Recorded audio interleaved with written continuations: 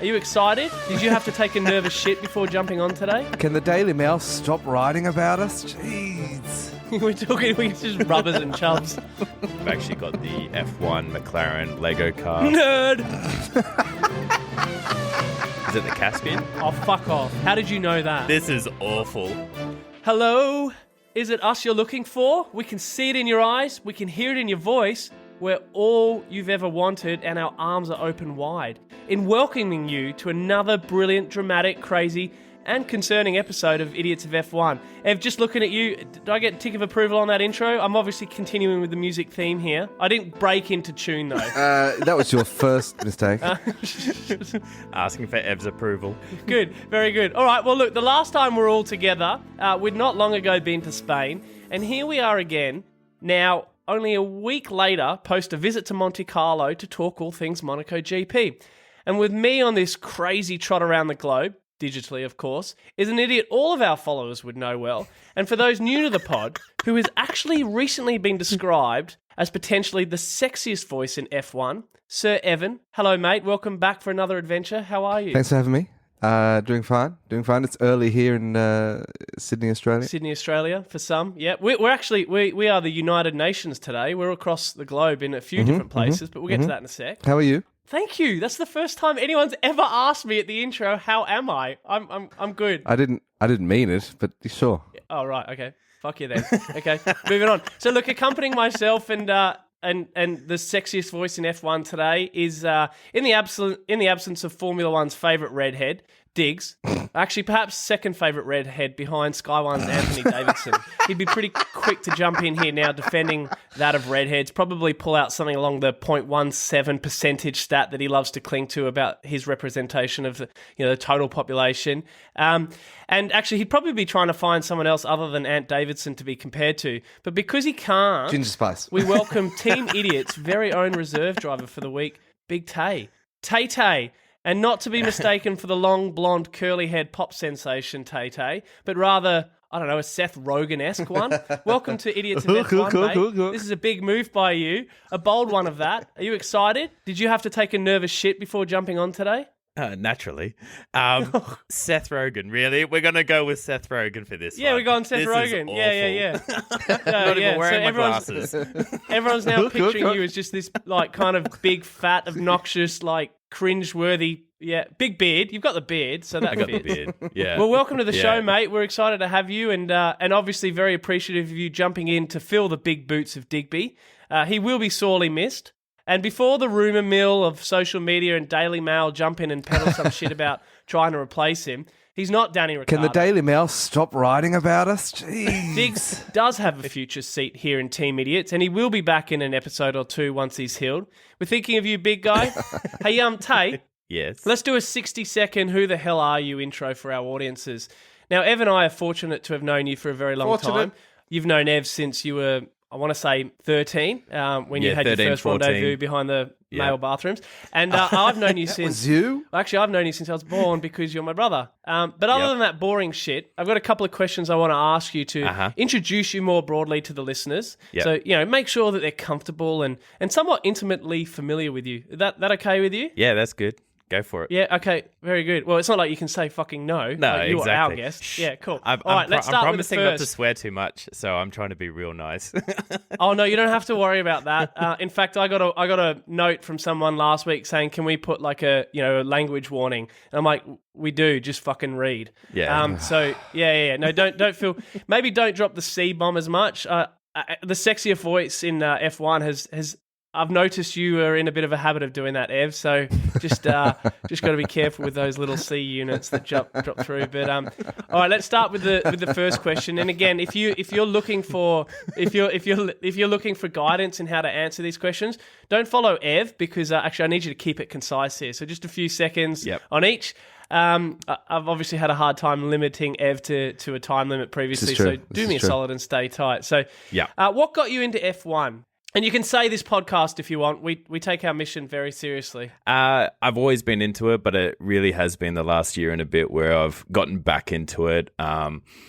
Basically, sort of lost my way with it a few years ago, and you guys have helped me light that fire again, basically. Oh, it's been fun. Especially Fire starters, considering, Ev. What's really funny though, actually, is that Monaco was tell the us. first race I got back into last year. All right, very good. Okay, so Ev, have you ever been called a fire? I mean, you've got a couple of compliments this morning, Ev. Your sexiest voice in F1, and now we're fire starters.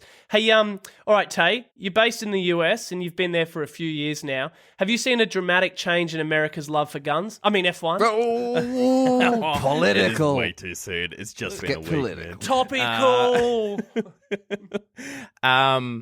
To be honest, like actually a lot of the guys who I'm mates with, who's sort of in my friendship circle out here, have definitely There's not many, right? come across have definitely come across more often now than ever before into F1, and I've actually really been enjoying watching them sort of talk to me about it and listening to what they have to say about it. But Have you thrown out any of Digby's barbecue bites in the past? They tend to. No, I fly- haven't. Luckily, yeah, mate, not so much from Digby. I have my own stuff. okay. I don't need Digby. Yeah. Okay, all right. And who's your favorite driver or team? You don't, and I think it's probably worth calling out. We had a really interesting question posed to us on the socials last night about if you follow F1, do you have to have a team or a driver? And that's the best thing about F1 is you can follow it for the sport. But have you got a favorite driver or team? After this weekend, I've updated it since this weekend. I really like Russell. Oh God, you really have filled in for Digby. Yeah, I like Russell. I think he's got some real class and he's so consistent. I'm always going to love Danny, only because he's an Aussie. I think it's just been a real shame that he's never been able to reach the mark. Out of all the teams, McLaren, I think I enjoy McLaren. I've actually got the F1 McLaren Lego car. Nerd. And yeah, I think I'm going to have a soft spot for McLaren, I think. Okay. And I also really like Zach Brown.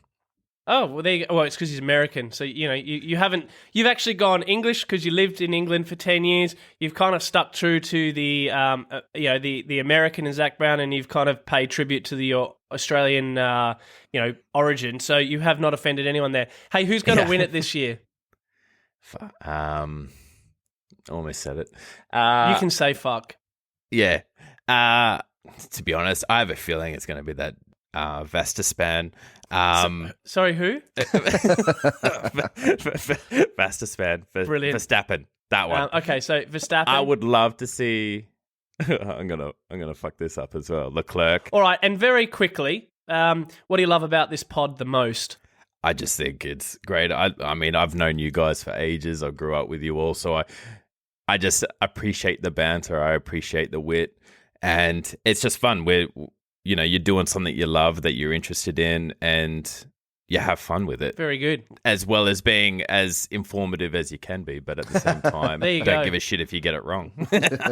Oh, yeah, no, we don't. Well, in fact, we double down on it when we get it wrong. So, hey, look, whilst we could sit here and talk to you all day, the reality is this show isn't about you, Tay. It's about the people. It's about the racing, the on and off track craziness of one of the world's best sports.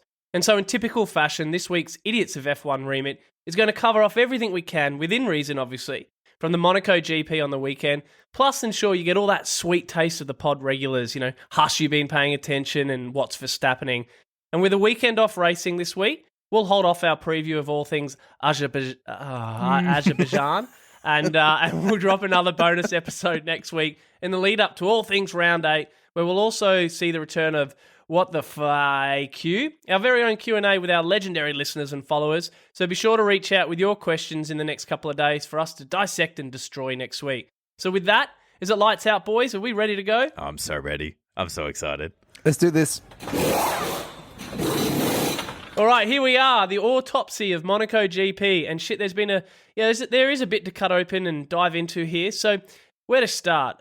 Look, probably at the beginning. So we discussed last week just how much of a ball like Monaco can and has been as a race event throughout this new generation of F1 that sees the bigger and heavier cars taking the track compared to the earlier days. And we did forewarn the reality that this race in particular may be completely uneventful given the increase in size of this year's new cars. In what's become a race weekend to which the only real highlight is often qualifying, as that's often where you tend to see the most excitement, come the end of Saturday's qualifying session that saw homegrown Moneganesque, Ev, help me there. How do you say it? Monegasque. Monegasque. Charles Leclerc. I've been saying Charles, but You mean know, Chuck. again, this Charlie. weekend it was Charles. Chuck Leclerc. Chuck Leclerc. We saw Chuck Leclerc grab pole. You saw everyone wishing and praying for rain on race day to bring an element of surprise and excitement, unpredictability, to spice things up and ensure that the race was an actual event. And then come start the race, you saw all those same people who'd wished for rain immediately start praying for sun. And I got to admit, I was one of them. For those that missed it, after blue, pristine skies that had donned the French Riviera for most of the morning, the dark clouds came rolling in. And just as the cars were all on the grid and ready for race start, it bucketed down. And bucketed and bucketed and bucketed. And with that came a huge amount of commotion, confusion, and, well, chaos. The teams all raced to change their tyres from slick to wet weather grips. And then after a formation lap was executed behind a safety car, the entire race was red flagged, resulting in almost a 1 hour delay for the actual race start due to significant safety concerns regarding the track. Now, before we get talking race and results, this moment ultimately ended up changing the entire outcome of this race. And whilst delaying a race isn't uncommon, it did seem to be a really long delay to the point where all the Sky F1 team were asking on air and even then tweeting about it, what on earth was the hold-up? And some were quite passionately frustrated in doing so. Now, talking about the weather is often a place in a conversation where you realise people don't know what else to say or aren't engaged in the conversation. But given this decision was literally the perfect illustration of the butterfly effect and a massive impact on the race result, Ev, why weren't the cars put on the track earlier under the guise of a safety car to remove the water? And what was the hold-up? Was it clear, hard rules or subjective, or what happened there? You're not allowed to change tyres once you leave the pit. So when they leave the pit to drive around the track to make it to the starting grid, those are the tyres you keep on. They come out with the tyre warmers to keep the tyres warm because you're on the track for 20 minutes or something before the race starts. Yep. So 5 minutes before the start, it starts to rain.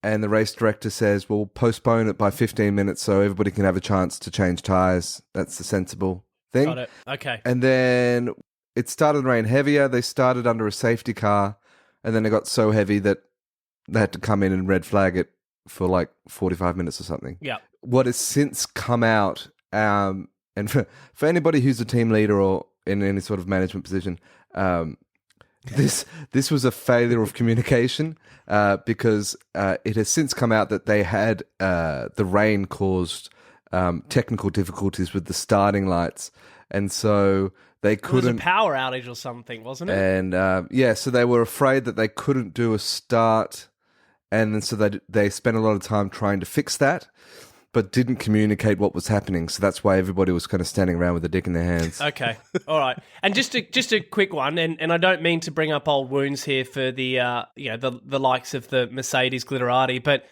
there was a few comments made. I think it might have been Tev. Actually, no, it was Martin Brundle. He said something along the lines of, a previous race director would have just allowed them to get on the track, and obviously referring to our mate Michael Massey there. Yeah. So were people, other than the kind of the delay due to the lights and the power outage, but was there a kind of a few, between the sentences type things in terms of the decisions on the rules? Were the new race directors just being overly cautious? Yeah, so they've had a couple this year because they're trialing this new system of having multiple race directors. Yeah, they're rotating them out, aren't they? So that's fine, but throughout the whole season, there's been this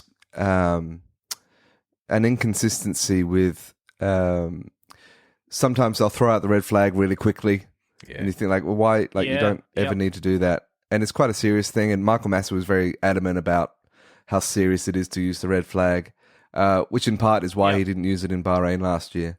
And so there seems to be this overcorrection, which is frustrating. Everybody, the audience at home, the sponsors wouldn't be happy with that. The teams obviously aren't happy. The drivers aren't happy. Nobody's happy about this. Well, obviously we saw the impact of the delay, and again, I mentioned earlier the butterfly effect, but ultimately what happened is it was supposed to be a 77 lap race, and it ended up being 64 laps. I think it was 64, and rather than kind of a lap counter in the last, I think it was 45 minutes, it was a countdown clock. Yes. So again, that's the first time I've ever seen it, and I had to kind of check what was going on. But there's a time limit that the F1 needs to get the race away in, isn't it? Yeah, that's because of TV rights. Okay. So you can't just keep that window open indefinitely. And also, they had the Indy 500 directly afterwards as well, apparently. Yeah, which I just want to call out. And again, I happened to be kind of diving back into first season of Drive to Survive the other day, and Marcus Ericsson was driving for Alfa Romeo at that time, or Sauber, and he won the Indy 500 on the weekend. There you go. Just for any motor racing trivia interest out there. Hey, Evs, I mentioned before about kind of the idea of getting the cars on track earlier to clear the water. So speaking of this idea of clearing the track, Ev, for those new to the sport, what those wet tyres do by way of drying the racing line and removing water is to me unfathomable. I can't actually get my head around it. Can you just, in layman's terms, explain the concept of wet tyres, how they and how they work and why they work? So the wet tyres are a harder compound than the hard tyre. So you can do a whole race on one set of wets, or at least hypothetically. What they do, because of how aggressive the grooves are and how deep the grooves are, coupled with the rotational spin of the tyres, they're spinning so much.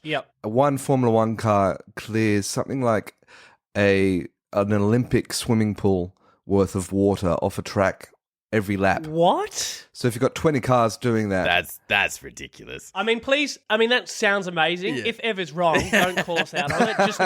Just take believe that the and lie. love that. Because even if it is an Olympic swimming pool... it's a lot of water, and again, the commentators during the race were calling how much water these can get rid of. It's just amazing. Well, you saw it during it, how quickly the water was dispersing. It is mitigated in at Monaco and other... Monaco's the worst because it's so narrow. Whereas places like Baku are... and Saudi Arabia, not that it rains there, but they're a lot wider. So because it's narrow in Monaco, that spray goes up and away, but it has nowhere else to go because they're just building. There's no wind blowing anywhere, and so it kind of goes up and then just lands straight back down. I tell you what, I had to laugh when I was watching it because when the cars were and the water was just going everywhere, it wasn't kind of spraying up at body level, like when you drive down a road and you purposely go for a puddle if you see a pedestrian, just to. And there's the car. Yeah. Hey, all right, and Ev, whilst we're at it, talking rubbers, calm down, everyone. I'm talking road rubbers. It's nowhere near as boring as it sounds, but what's the difference between wets and intermediates, and how does this principally then differ from slicks? So again, just as part of this intent to help people understand, because the reality is that race all came down to tyre strategy to some extent. So explain. So we've covered off to some extent like the wet tyres, and that's they use that to pretty much obviously when it's almost undrivable. But what are intermediates, and then the difference between kind of your wet tyre setup and your hard dry tyre setup in slicks? The intermediate is what it sounds like. It's a half step between a full slick. A half chub. Yeah, that's right. It's a half chub between a full slick rubber and a grooved rubber. And so we're talking just rubbers and chubs. Tay, stay on course. Stop distracting us. So you use that intermediate when it's not too wet, and they can last quite a long time as well. There are a few strategies. You can do things like you can drive through the tread of an intermediate, which Lewis Hamilton did, I think last year or the year before. Where instead of pitting, he just drove through the tread and turned that intermediate into a slick. So they wear really quickly on a dry track, right? Yeah. So they wear out quickly when it's dry, which is why it's very sensitive to change your tires. They also get extremely hot because of the friction. And that's compounded by the full wets are even worse. And they're all the more slower in the dry. And is that why cars tend to, when they are on wets or intermediates, but it's not dry enough to swap to slicks, they tend to move out of the racing line every now and then? So they need to, if you get off the racing line, that's all the water is off the racing line. So you need to find that water to cool down the tires and the brakes. Okay. And they find grip in the wet. They don't have grip in the in the dry. So it's kind of counterintuitive. You think that they would have too much grip and it slows them down, but it's weird, that concept. Yeah, exactly. Yeah. All right. Well, thank you for that. Thank you for that schooling. It's good because it's a again, like you think tyres are boring as shit, but they have such a big impact on race results. Well, look at Gasly. Well, yeah, and what happened on the weekend, and we'll touch on that in a second. But I thought it'd be good just to give kind of people a bit of an understanding to wet weather and tyre management. So, as I mentioned, the decision to delay the race start had a massive impact on the race, and a race that, upon reflection, I think can be quite distinctively divided into two very different halves. One that I've donned pre and post Schumacher split. So in the first half, I think it was 27, 28, so we'll say 30-ish laps, it was racing that everyone was loving, and no doubt a justification to why everyone wanted it to rain. Other than the delay. But with all the water on the track, the cars were ice skating everywhere. It became a true battle of the strategies. When to pit, what tyre to change to, how to manage the in and out lap. You saw F1 in all its technical prowess come to life, coupled with a true indication of just how amazing these drivers are, as their cars were literally sliding everywhere. Seriously, there is no way on God's given earth that I'd be doing 200 kilometers an hour in a rocket on what is effectively an ice rink, but they made it look like a casual Sunday drive. Except for that of Michael Schumacher in a particularly concerning moment again for the young German, who after slipping off the, what was a quickly drying racing line, kind of around that 27, 28 lap mark, he lost control of his car. And for the second time this season, he ripped that Haas into two. God. I said Haas, but more on that later. Oh. So now at the time, what might have seemed as a typical and necessary safety pause in the events for another 20 odd minutes to clean the track, it ultimately then allowed the track to completely dry up when it was red flagged. It reduced the number of laps completely to 64, as I mentioned earlier, instead of the 77, and resulted in a pretty non-eventful second half of the race that cars, were completely incapable of overtaking each other. In fact, Tay, I don't think there was one tactical overtake in the entire second part of that race. Nah. Did that bother you, or did you still enjoy the racing? It definitely took a turn for sure once Schumacher crashed. And I don't know if I enjoyed it more or less. Yeah, Ev, other than I think Tsunoda went off a couple of times, which I had to laugh at because he kept on missing that first corner. I think it was about 2 or 3 laps straight. Correct me if I'm wrong, but other than him dropping places, there wasn't an overtake in that second after the Schumacher crash, was there? Can you think of any? Because I can't for the life of me. I don't think so. Yeah, I don't think so. All right, well, either way, all of that combined came a huge win for Red Bull's Sergio Perez, who, albeit well and truly proved to be the best of the rest with incredible driving all weekend, there would be a few that would argue against the reality that he only grabbed top spot on the podium because, well, Ferrari's pit wall lost it for Charles. Now, not meaning to take anything away from Sergio, for those that have listened to our pod previously, you'll know that we actually rate him highly. But what I mean is that what we saw was an outcome of a battle of the strategy wits focused on capitalizing on the moving weather pieces and the race dynamic changes in those first 30 laps. And with that, the reality is that Red Bull were able to win and even grab Max a third spot simply because they were able to gain a huge advantage on some really poor decision-making from Ferrari's strategy team that inevitably lost Charles, or Chuck, as we've kind of donned him, the race. It was there for the homegrown hero to win, but after making a poor judgment call to bring him in too late from intermediate tyres when he was on wet, which in that moment we saw him undercut by Sergio, who then took the lead in the Grand Prix. The Scuderia team then brought him in too early for swapping him to slicks, whilst at the same time also double stacked him with Sainz, his teammate. So they did one pit stop right after the other that again saw him lose just a fraction more time whilst he was waiting for Sainz to get out of the pit stop, which then resulted in him being overcut by Red Bull. And hence, in the period of just a few laps, we saw Charles go from first to fourth, which is where he then finished because, as noted earlier, once that track dried up post that second red flag, with no need for anyone to pit again or room to overtake, it was pretty much game over. Ev, the terms undercut and overcut were used a lot to prescribe what happened during the race, of which I've just reiterated. But again, in our pursuits to educate and help our listeners understand the technicalities of racing, can you very simply explain what is meant by the term undercut and what we mean by overcut and how that resulted in Charles going from first to second, second to third, third to fourth? Right. let's see what. let's see if Let's can. let's start with the undercut. So the undercut is if you're coming first and somebody's coming second, the undercut would be that person pits early. Coming second? Which person? The second person pits early, like a couple of laps earlier than you expect. That's all you really need to come on for new tyres, which are going to go a lot faster. And presumably, or at least what you'd try to do, is have them come out in some fresh air. So find a gap in the field and have them pit into that. Not coming out so traffic. You can maximize the potential of that tire. So you're running at, if you were like bumper to bumper or within a couple of seconds of the guy in front of the first place guy, you can make up that deficit of a couple of seconds quite easily in a couple of laps.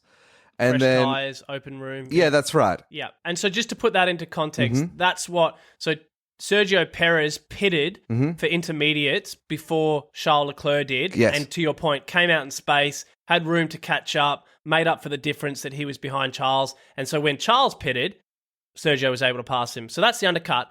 And then the overcut? The overcut. So Carlos Sainz essentially did the overcut.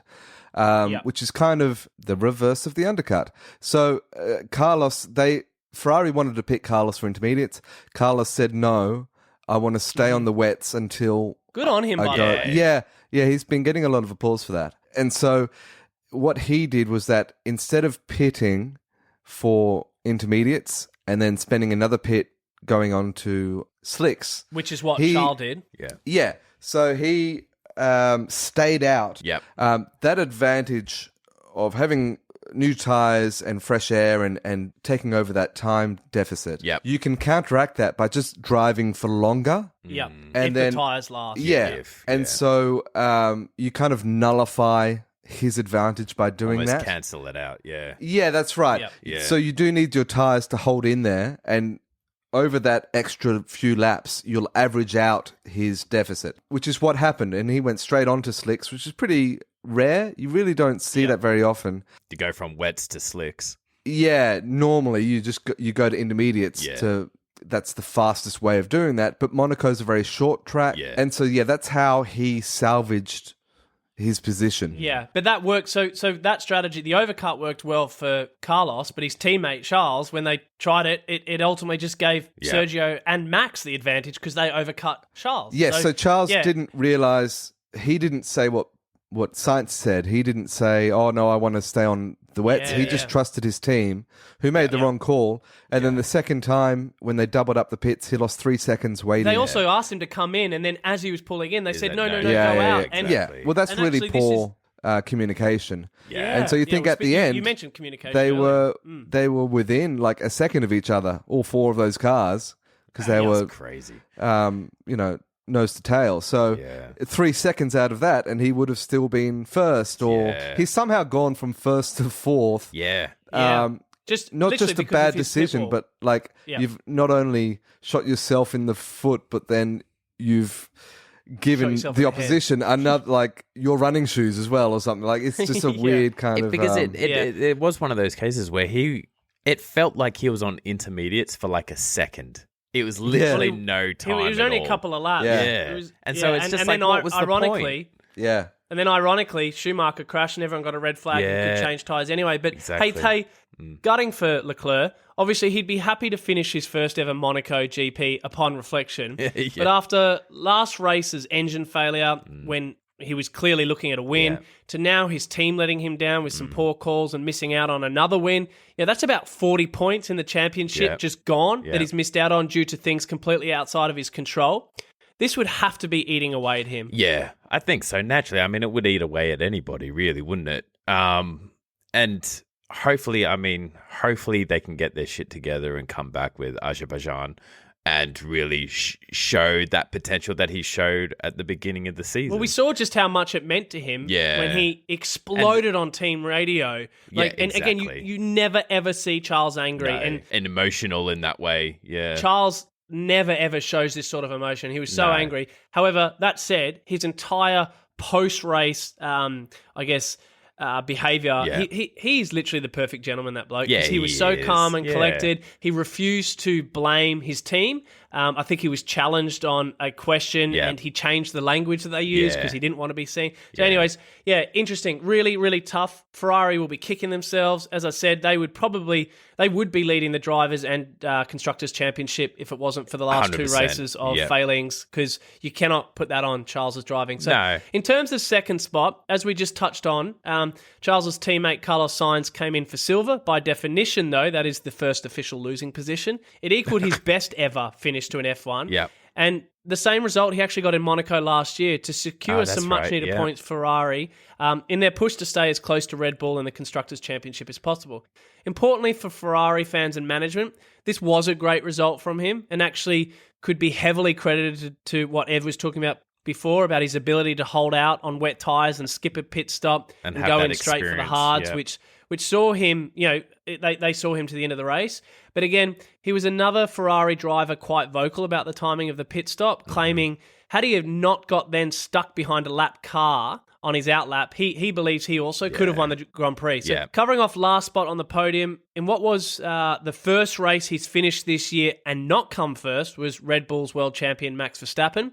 But against what you come to expect of Max week in and week out, he did seem very much off the pace all weekend, to be completely honest. He never looked as fast or as in control of that car as what Sergio did. But to his credit, there was almost an element of mature acceptance in that, where he seemed settled to take the points in third spot. Yeah. But I just want to throw some math at both of you. So we, and by we, I mean Digby, Ev, and I, spoke at great length last week about team orders and it being too early in the season for Red Bull to give the order for Sergio to give up on that first position to Max, and which then saw Max go on and win the Spanish Grand Prix. And after this weekend's race, Sergio is now only 15 points behind Max. Yeah.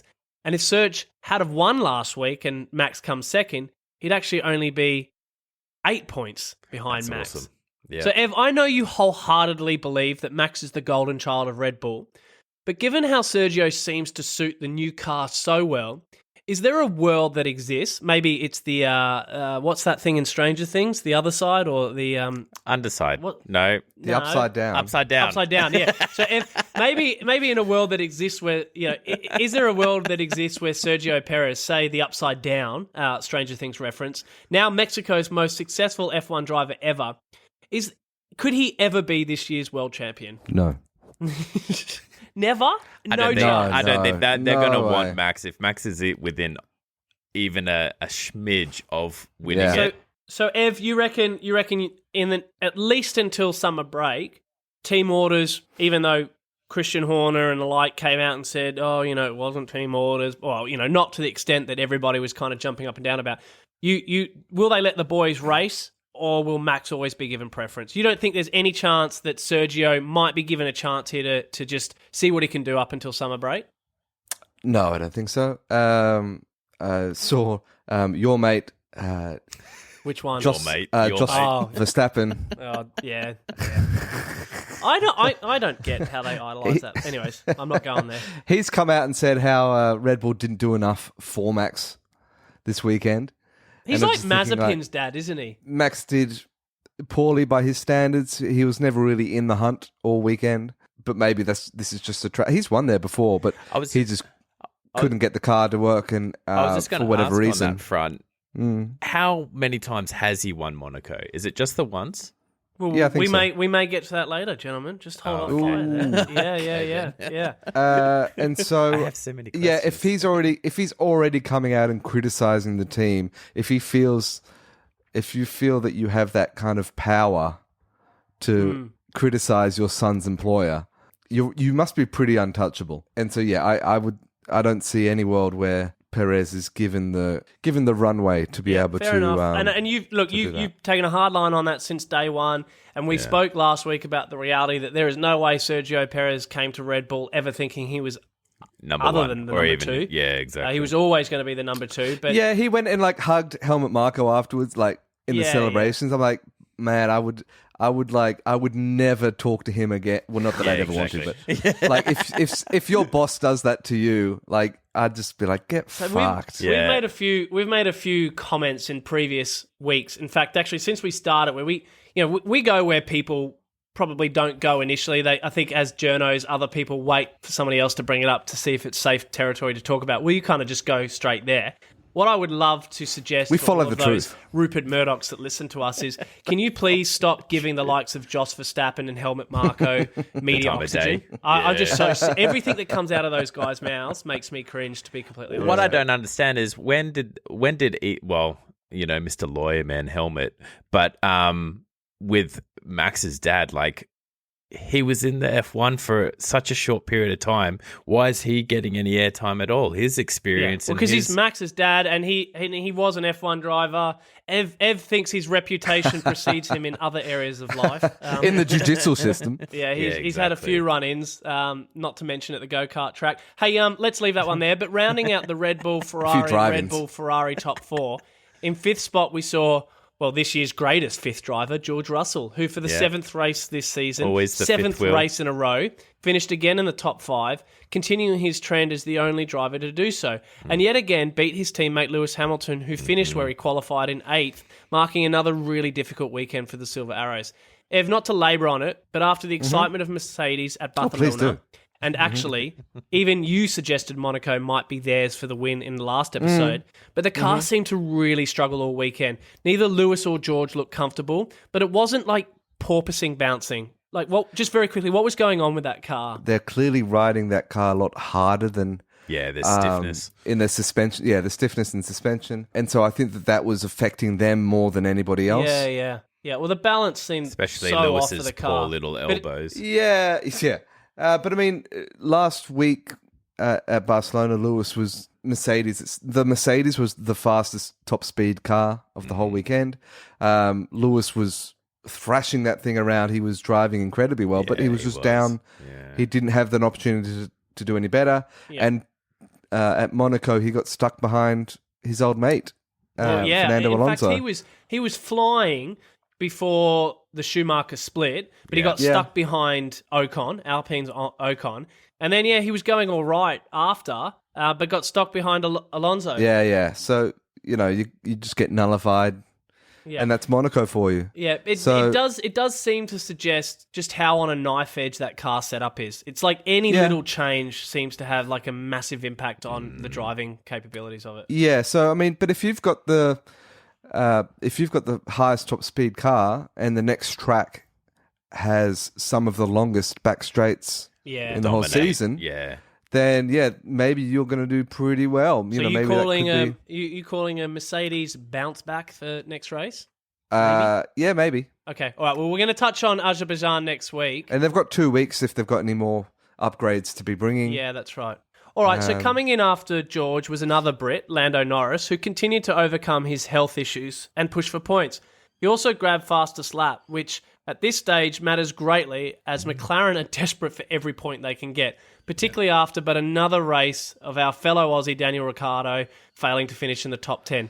Tay, adding to the ongoing media speculation about Daniel and his future that seems to have been born from us talking about it a few weeks ago on our pod, what's your initial thoughts as a fellow Australian to the statistic that Lando Norris is currently responsible for over 81% of McLaren's total points? In fact, Lando is only 2 points behind Lewis Hamilton. It's disappointing. For whatever reason, he can't get what Lando's able to get out of that car.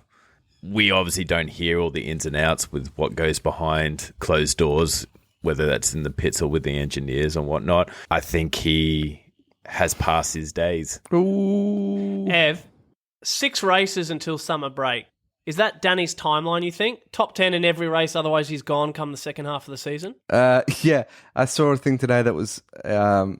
it was a matter of like economics for McLaren at this point, that it would be... Yeah.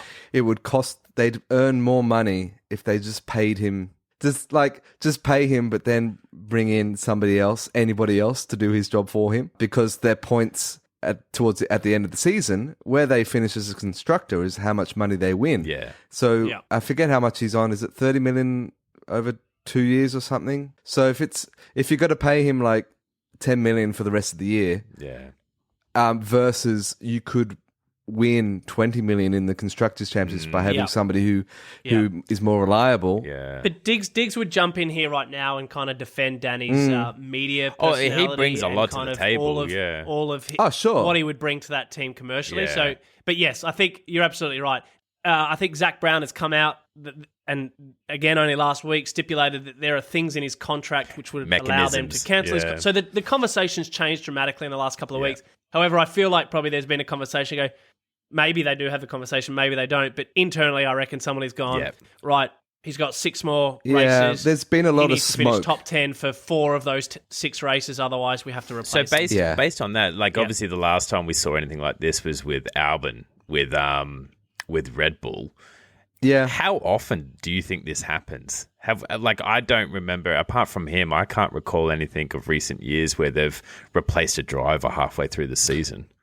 Yeah, you're obviously investing a lot in that driver for the car. You're doing all the setup exactly for that car. They've done all the practicing. Yeah. So it's kind of, it is a big deal, especially for a bigger team like Red Bull or McLaren. It's interesting, right? Because again, I mentioned earlier, I've been watching Drive to Survive season 1 again, just because you enjoy it, wanted something to watch, and just the level of confidence in that Daniel Ricciardo. He puts on a brave face now, but he genuinely believed he was capable of pushing for a world champion.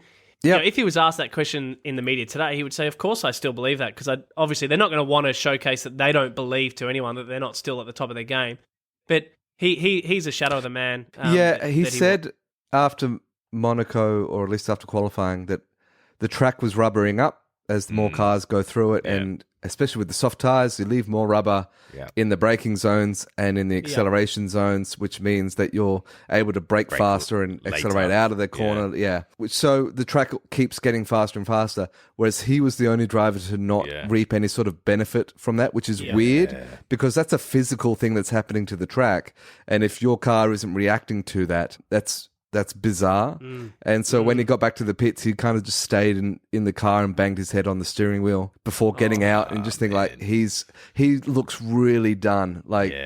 He's in such a deep hole. He doesn't know how to get out of it. The team don't know how to get him out of it. All right, well, let's keep moving, because I got a question for you guys afterwards about Danny Rick, sort of. Right, who's left? Yes. 7th spot went to Alpine's Alonso, who continued to put his hand up, to some extent for a seat next year come the end of his contract. He finished where he qualified, but he can be credited with a good drive, of which his teammate too was on par to deliver before being penalised for clipping Hamilton. So Ocon finished in the top 10, but then actually fell out of the top 10 from a penalty. I had to laugh during the race, though, because about 15 laps into the second session post the Shuey split, there was a huge gap between Alonso in 7th and Lando in 6th. I think it was something like 30 seconds, right? He was going so slow to the point where the top 4 were seriously closing the loop and coming up quickly to lap everyone, right? But at that point, Lewis jumped on the radio to Bono, and in protest to how slow Alonso was going, he asked Bono how far ahead the top 4 were, of which Bono was like, actually, Lewis, it's more a case of how close behind they are. I laughed, right? Because it was just, it was the perfect kind of picture that had been presented of where Lewis is at, and again, good on him, but Bono, the way Bono handled that was brilliant. So, if you're a team principal with a spare seat next year, you've got a future star already locked in for seat 1, say like a Piastri. But let's say you've got a free Daniel Ricciardo, maybe even a free Seb Vettel, should he want to stay in F1. Would you take Alonso over all of them? Alonso has a long history of toxicity within the team. So every team he's been at, he's walked away early, and everybody in the garage just hated him. Really? Yeah, because he's so competitive. So everybody loves him because he's such a great character, but not and he's someone to work a proven with. winner.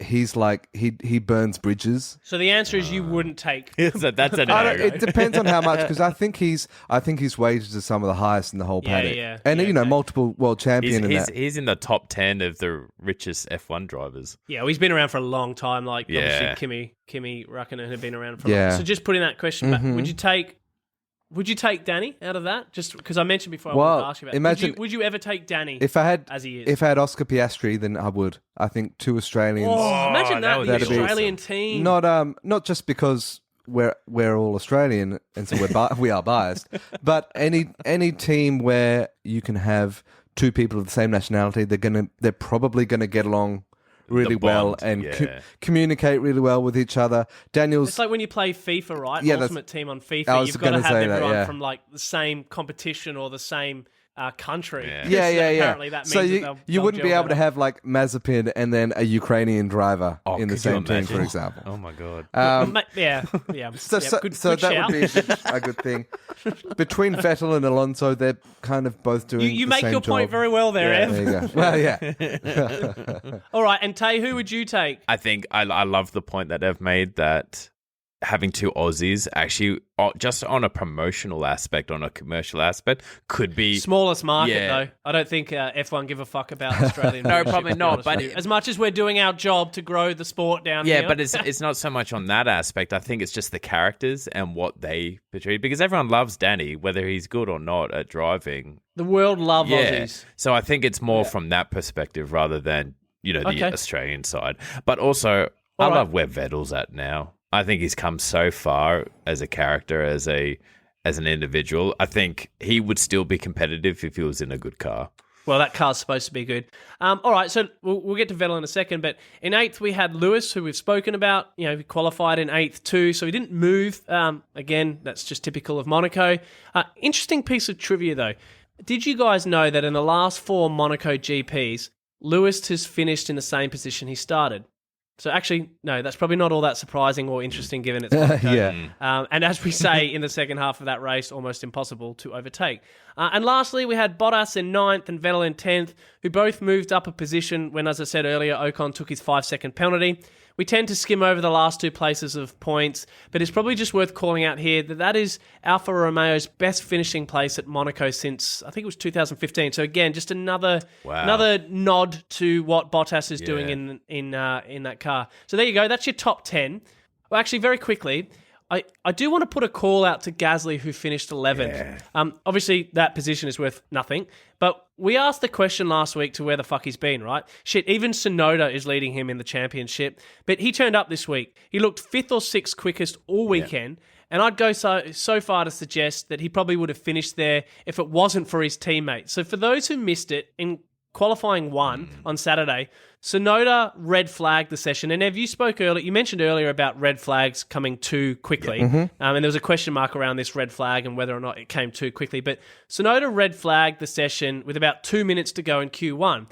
He clipped the wall, and I think actually he smashed his tire, and so there was bits of his tire, like his wheel. Sorry, his and so unfortunately for Gasly, he was at the back of the pack pushing to get another hot lap done in after that red flag, but he literally fell short of the starting line by a metre. So the clock ran out, and you could see it was just as Gasly was about to cross the line to start his hot lap. So it meant he didn't get his lap in, and he bowed out in Q1. He then had to start the race in 17th. But to grab 6 places on a track with no overtaking is a good result. So I know Diggs likes him, but let's hope to see him pick up where he is moving forward, because a good Gasly is good for the sport.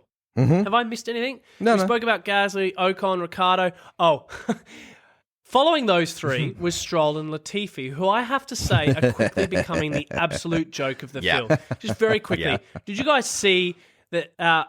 Did you see when Latifi ran into the wall on the safety car lap? And then Stroll got a puncture in the same period, and it resulted in both of them being in the pits together, to which they then almost collected each other. My fucking God. So, I mean, honestly, but just on Aston Martin there, and to some extent Stroll, there was a report going around during the week that Schumacher could replace Vettel at Aston Martin. So based on Shuey's current form, you'd be a bit nervous about a Stroll-Schumacher combination, right? I don't think they'd ever finish a race based on their current form. No. But just on that, and Ev, this is a big hypothetical question. Is there any chance, and again, maybe in the upside down, that Lawrence Stroll gives up the family pride for the pursuit of genuine success and fathoms the idea of a Schumacher-Vettel pairing? Oh, no. Absolutely not. You don't even allow the contemplation of it. You're so. I know you're right. He'd be I'd close. love for you just to He's daydream. closer to selling Aston Martin than he is giving up his son. Well, he's not going to sell him too. Take him. No, we don't want him. We'll pay you to keep him. 2026, we're seeing Audi and Porsche come in. All of the intuition saying that Porsche is doing a deal with Red Bull to provide engines. Yep. But that Audi themselves want a team, which they can't have at the moment. Yeah, wow. Because they're limited to these 20 teams. I wouldn't be surprised if Lawrence Stroll would just sell the race team to Audi. And that would be big because he has thrown so much businessman. money. If he gets a profit, he's not going to sell it for a loss. Yeah, the franchise, each team is essentially a franchise. The value, the equity is something like $1 billion because you expect that franchise to last. I think if they offered him $1 billion, they would take it and Lance Stroll would be like, well, I've tried and now I want to try something else, and be like, no, buddy, you didn't really try. Yeah. All right, look, enough about Monaco. Tay, obviously so much going on across a race weekend, and as you will have found in stepping up for Digby this weekend, when you have a duty to capture it all in a really informative and entertaining way that makes sense within a window of time that's not limitless, for our followers and disciples, it's evident that only one thing matters come race weekend, that you must always be paying attention. And with that, then, the question I have for you, Tay, is, Haas, you been paying attention? I bloody hope so. We're about to find out.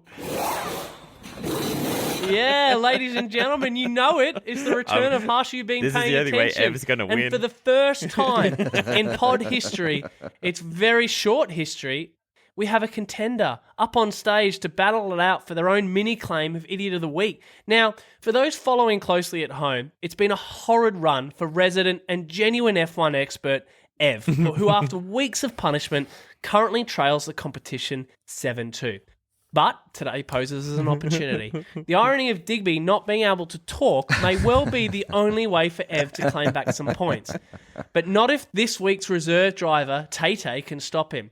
So, Ev, I fear for the repercussions if Tay wins this. We've already heard wild claims from you about the level of your self-esteem and confidence in F1 identity as these weeks have gone on. Oh, I have none. But here we are. So, for those new to this, every episode, my fellow idiots go up against each other in somewhat of a battle of the wits, well, battle of the half-wits, in a bid to add to their season tally. So the loser come the end of the season will donate $500 to a charity of the winner's choice. So, albeit incredibly altruistic, it ain't a fuck about. Now, being our first quiz guest, what will happen in the count is pretty simple. Ev wins, Ev gets a point added to his tally.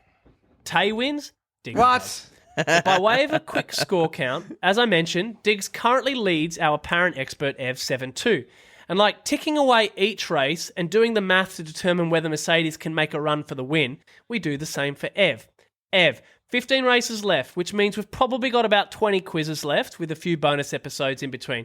There is plenty of time, fella, but you got to get on board today for so many reasons. Are these questions going to be like, in 1997, when Michael Schumacher won at Monaco, Taylor, what were you doing specifically in 1997?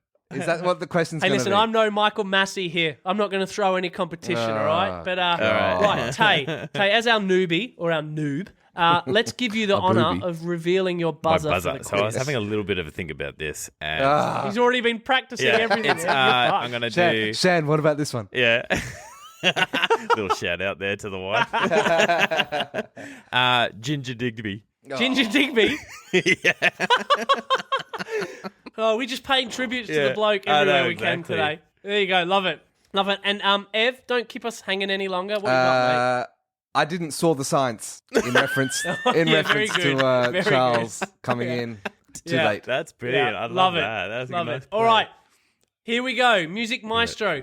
Please listen. That is the only thing you need to do in this. It's asking Question too much. 1. Very good. How many Monaco GPs has Red Bull now won? Oh, what you got, Tay? I think it's I should have waited to see you finish, but it's like, is this of all time? Oh, God. Yeah. How many Monaco's GP has Red Bull won as a constructor? I think I'm going to say, 6. You're right. He's right. Oh!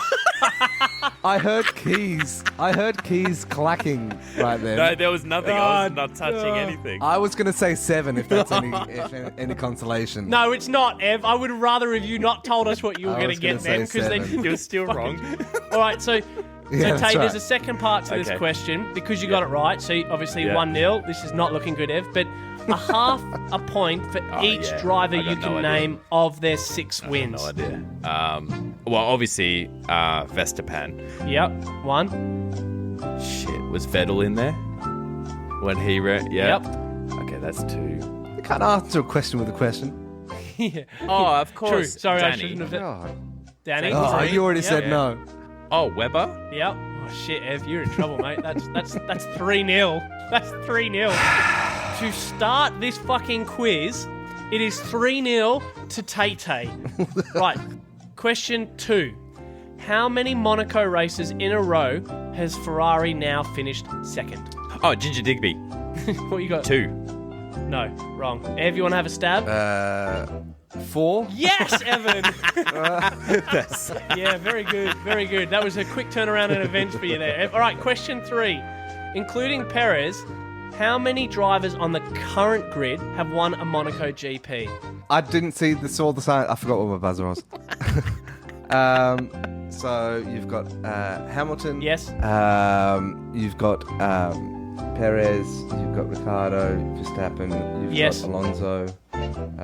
Yes. I don't know if Vettel did. I'm going to say he did. I've got a gut feeling about that. Yes. That's it. It's 3-2. Here we go. Okay. Well done. Boom. Well done. Boom. All right. Question 4. We now throw our attention towards the next race because that's how I like to mix things How up do you a bit. pronounce it, Tay? Azerbaijan. Right. Baku is officially the largest city in the world located below sea level. What sea does it exist on? Ginger Digby. Yeah? Is it the Caspian? Oh, fuck off. How did you know that? Boom, nailed it. Oh, wow. Wow. That's right. Unbelievable. It is the Caspian Sea, which is the world's largest inland body of water, known for its caviar and oil, which is a really fucking weird mix.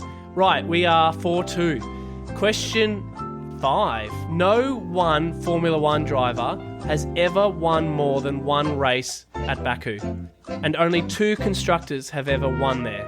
Name both of the constructors. I didn't see the signs. What you got, Ev? You get a point for each. by So the way. Mercedes? Yep. Well, it's either going to be Ferrari or Red Bull. Well, you have to make Which that one, call. Evan? God. Which one? I'm going to say Ferrari. No! But you get a point. It was Red Bull. Damn. So, obviously, Mercedes have won it with Hamilton and Bottas. And then Red Bull have won it with Ricardo, and obviously Perez won it Ricardo last. was so long ago. Yeah. And actually, if you count the 2016 European Grand Prix, which was actually raced at Baku, that's all Rosberg win. So again, it's still just the 2. So what do we got? 4-3. Here we go. Question 6. In last year's race at Baku, Max Verstappen was on track to win the Grand Prix until his tyre blew out on the back straight at something like 240 miles per hour with just a few laps to go.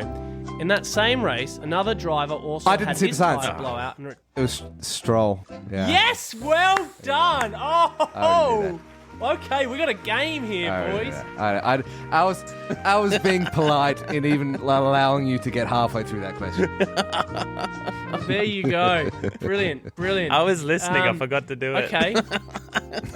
Here we go. Bonus question then. Recall another key, iconic moment that happened in that race post Max retirement. I didn't see the signs. Well, Lewis with the brake magic. Yes, well done. As 5-4. bullshit. Never in doubt. Never in doubt. Kisses my wow. muscles. Wow. You can't Bing, see me, bang, but I'm kissing bong. my That's muscles. it, people. Yeah. We have a wiener. You can't see the Evan. muscles either, Ev. Oh, Evan. Oh, it is 7-3, ladies and Comeback. gentlemen. It's a 7-3. comeback. I can't believe man. it. I'm I sorry, can't. Digby. Still over half. I'm Tay. sorry, Diggers. Tay, to be fair, you put up a good fight, and on the basis that the people aren't revolting and demanding that you never appear on this show again, tune in next week when, in the absence of Digby for another episode, Tay's going to take the stand on again to fight for his I'm first coming back win. in this one. I can't go Well down done. 0-1. All Okay, here we go with our last segment for today. What's Verstappening? Again, for our first-time callers, this is our very own quick-fire round where we'll smash out a couple of key, made-up headlines that are born out of the things we've either briefly touched on today or missed altogether. That's worth just a few seconds more of airtime.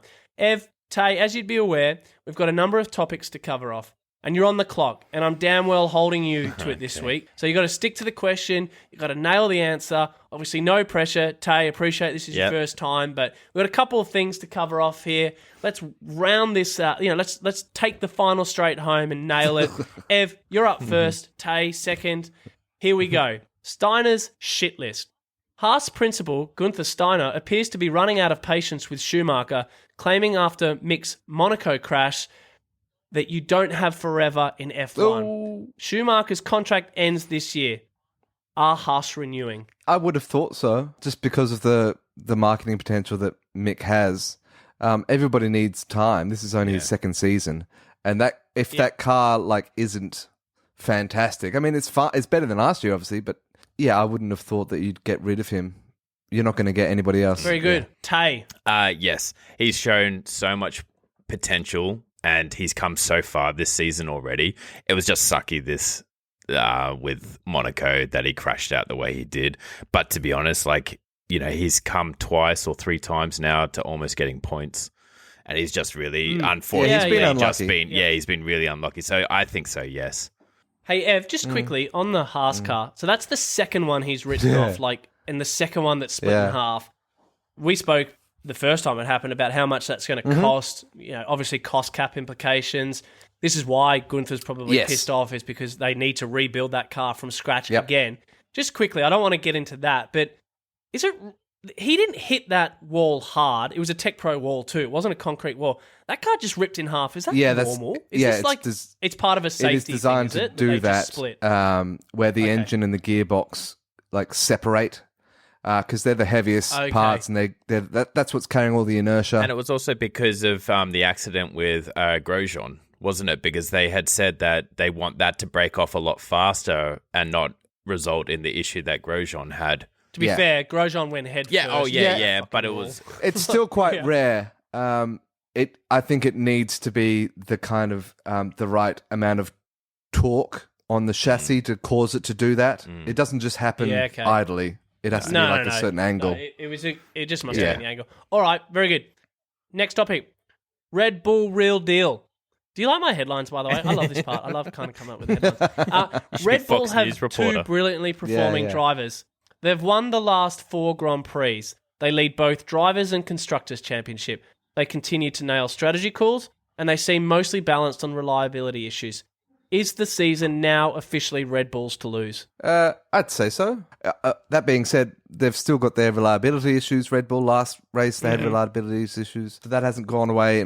And whether or not they've done their too many upgrades too soon, we'll have to wait and see. Yeah. But it is such a long season. So, it's really hard to say. But again, they seem to be really struggling to put too many foot wrongs. Yeah. Did I say that? I was going to say too many feet wrong. But they don't tend to put a foot wrong too often, other than reliability issues. Well, again, as I said, four Grand Prix in a row. They put a foot wrong by letting Perez win this week. They should have they should have just called his car in and retired it or something. You know what, Perez? Yeah. Are you going to need a just box? Speaking of that, speaking of pulling Perez in to retire him, friend of the show Jeff sent me a message during the week, or sent us a message during the week, and flagged a rumor flying around that in last year's final Grand Prix, Red Bull didn't fill Perez's fuel tank, so he was lighter, so that he could get to the front and protect Max, which then they kind of quietly retired him for running out of fuel during that race. Ev, any thoughts on I hadn't heard that until this week, so that's a bit strange. Normally a conspiracy theory like this pops up quite regularly. or like readily, Straight I should away. say. And you are the king of tinfoil, right?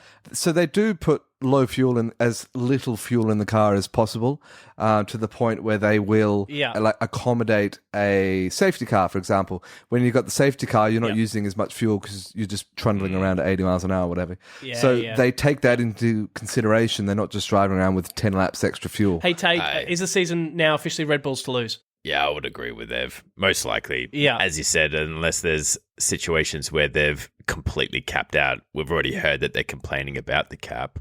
So whether that is inferring that they've already maxed it and can't improve the car anymore, who knows? Oh, nice pun there. Oh, maxed it. Yep. I didn't even know it either. No. I just wanted to fuck up your line of thinking. I know, you really did. All right. No, good point. Contract concerns. The weekend's race was the last race of Monaco's current contract, with serious doubts over the track's appropriateness for these cars, a host of operational issues, including terrible and glitchy broadcast quality that the event hosts refused to give over to F1 like other tracks. Does the F1 make a call for Monaco to take a hiatus for a few years and come back when the product is ready and the cars are smaller? No, they'll always be Monaco. And I think that they'll point towards the cars that potentially getting smaller in the future as a positive thing that, racing's only going to get better for them. I don't think the cars are going to get that much smaller that they're going to be like 3 abreast or anything. But you nailed it last week. I don't think there's a better way of saying it. F1 is Monaco, Monaco is F1 like Ferrari. Yeah, that's right. Yeah. So. And Tate, anything to add? Again, you started this whole conversation today saying that you got back into F1 because of Monaco last year. Clearly, it's an important... iconic kind of poster child for F1. I think hold on to it, you reckon? I mean, the only reason they'll hang on to it is because of the history. I don't really think it brings much more to the table. If we were to lose it, we'd only be losing the history. History is everything. I know, and yes, it's an icon in F1, but I don't think it's what it used to be. Well, and it still gets a lot of the celebrity love, and I'm not going to dive into it today. If Digby was here, I'm sure he'd be keen to have another massive spray about Martin Brundle's grid walk. And, to be fair, there are a couple of really good celebrities on there that actually made an effort, like Kit Harington, who I had to laugh. He said he's been following F1 since he was knee-high. And I was like, so you're not helping me understand when that is, man. Like he only got into it last year. Yeah, exactly right. We copped a fair amount of heat over the weekend because we called out a particular. I don't even think she's a celebrity. I've never heard of her, but I don't watch this show called Bridget. Like 3 million people on Instagram or something. Yeah. 3.5 million. Yeah. Anyways, but again. If Diggs was here, he'd be calling out, if you're invited onto the grid, then you make a fucking effort. I'm surprised that Liberty Media Group, who own F1 and who have done all these changes, these, I guess, arguably positive changes to make it more of a television experience. I'm surprised that if you're going to allow celebrities onto the track... That they're not worded up? Yeah, that they're not, engaging with the cameras. Really good point, dude. That's and really promoting weird. it from that perspective. Yeah. Like, if Tom Cruise is there, I want him to be, really engaging with Martin Brundle or whoever it is.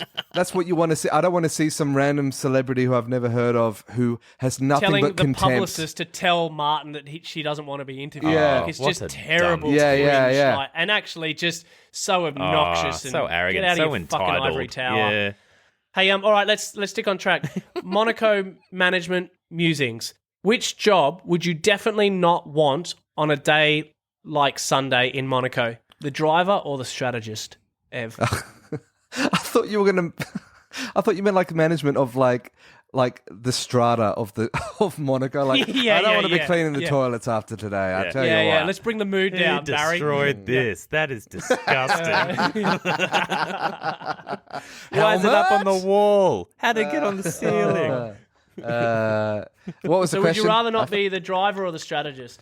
I don't know. You always want to be the driver, don't you? Yeah, but again, I'm good. I might scrap this one. Good question. Well, I just thought because it was such a tough position, like so hard as a driver, and then the strategists were clearly under so much pressure on the weekend. I think I'd definitely want to be the driver on the weekend. It just really bothered me how they were. Martin was doing the grid walk and everybody said to him, "Oh no, we think it's going to be a dry race." Like, not 5 minutes later, it started to rain. What are you looking at on the radar? Yeah, exactly. Like, you get paid so much money, and everybody got it wrong. Something worth investigating is like those mountains hold back a lot of the weather, which is why it's like famously lovely. Well, they got there. their own little microclimate. Yeah. So nobody knows if the clouds are going to come over or not. And typically when they do, it's because it's especially strong and wet. So I think that's why everybody got caught with their pants down. All right. So roundabout ways, you'd rather be the driver for the weekend, and Tay, presuming you're gonna let's just I wouldn't want to be the strategy. Say what you see, Tay. Say what you see. Groundbreaking. Say what you see. All right. Last one. Blue flag butt hurt. It was mentioned over the weekend that track like Monaco should get rid of the blue flag and just let racing happen regardless of where you are on the grid. For those that don't know, a wave of the blue flag means you're about to be lapped and you need to get out of the way to let the front runner through without impeding their race. So, for instance, without a blue flag for it, Perez would have had to fight the likes of Tsunoda in last place of the GP to pass him when lapping him, rather than he just moving out of the way. Could no blue flag racing ever exist? Yeah, I don't understand what you would expect to happen. Like, it would just be it'd just be a centipede going around the track. Yeah, fair point. Yeah. So what's the point? I think the point was that the race predominantly just became almost nothing once the front runners had passed through, and because again in a track like Monaco where it's just blue flag after blue flag after blue flag, there was an opportunity. You look at what happened when Lewis couldn't get past Ocon. If Sergio couldn't have gotten past Tsunoda, when he had Sainz sitting on his ass and Verstappen there, how much could that potentially have opened up the race? Don't know. It was a question posed by Ted, which I thought was really interesting. Tay, would you ever like to see no blue flag racing, or you think it's a vital safety precaution? And I mean, if you happen to get in the lead, it's your right to be let through. I think even when the blue flags were out, people still struggled to get past the ones that they were lapping. There are points in that track where you just can't pass in general. So I think for the most part, just to keep it going and keep the race going, yes, I think blue flags should remain. Maybe Monaco, if they want to try and give Monaco a life of its own, maybe that could be a future testing ground for it. Right, that's it. That's this week's checkered flag with Tay crossing it for the first time. Thanks for jumping in, mate. Did you enjoy it? Will you come back next week if Digby's still incapacitated? I hope he's incapacitated. Oh, poor Digby. No, I loved being here, and I want to be more a part of it. So I'm enjoying. I'll look forward to next week and being a part of it again. Very good. Yeah. All right. Well, if you've enjoyed yourself as much as Tay, if you've had a giggle, learned something, generally just enjoyed the chat, please do rate us, review us, share us, and by all means, get in touch. We've had some amazing messages recently. Actually, fuck it, I'm going to read them out because I think it's important to celebrate the small wins. So shout out to new follower Blake Davies. The lad found us through Spotify recommendations this week and was kind enough to let us know about it. He said, discovered your pod today on the drive home and was so good to actually hear Aussies show love for F1. And now I have some media that actually matches up with this shit time zone. Keep up the good work, boys. So thanks, Blake. Personally, I hate listening to Aussies, but thanks, brother, and glad you're enjoying the show. From Carl, yo guys, I love this podcast. Carl's not as big on words as Blake, but thanks, mate. Keep on tuning in. Sean said, how's it going, idiots? What a rude fucker. But then he went on to say, just wanted to chuck you guys a message saying I'm really enjoying the show, the different perspectives and conversations, really easy to listen to and never boring. Keep it up, boy. I'm assuming he meant boys rather than some 1920s American racial slang. Hey, what do you think about that, Tay? You proud to be part of something that is bringing joy, education, and, well, just pure enjoyment to the lives of many? It's great. And then you're going to take a massive dive in ratings because I've joined. No, we'll be right. We're going. We keep on marching on. So, look, jokes aside, all those proofs, all those points of social proofing go a long way to convincing other idiots out there that we're worth a listen. So please do jump on and use your thumbs and a like to give us a few lovely testimonials and lots of stars. If you haven't already, also give us a follow on the socials, Twitter, TikTok, Insta, via Idiots of F1, where we continue to pump out lots of stuff and rile up lots of people. I really managed to actually piss off some people on Twitter. People love to be offended, just off the record. They're just for the sake of being offended, but I'll leave that there. We give a shit about their opinion. Well, that's Digby's territory, so I'll leave that one for another day. As mentioned, we'll be back again next week to preview all things Azerbaijan and ready you for round 8. With that, until then, as always, you idiots, we are your idiots in racing and reserve driver racing. See you next time. Tay, you got to yell out bye, just like Digby does. Play the music, Play the music, Tay. Play the music. Boom. Yeah.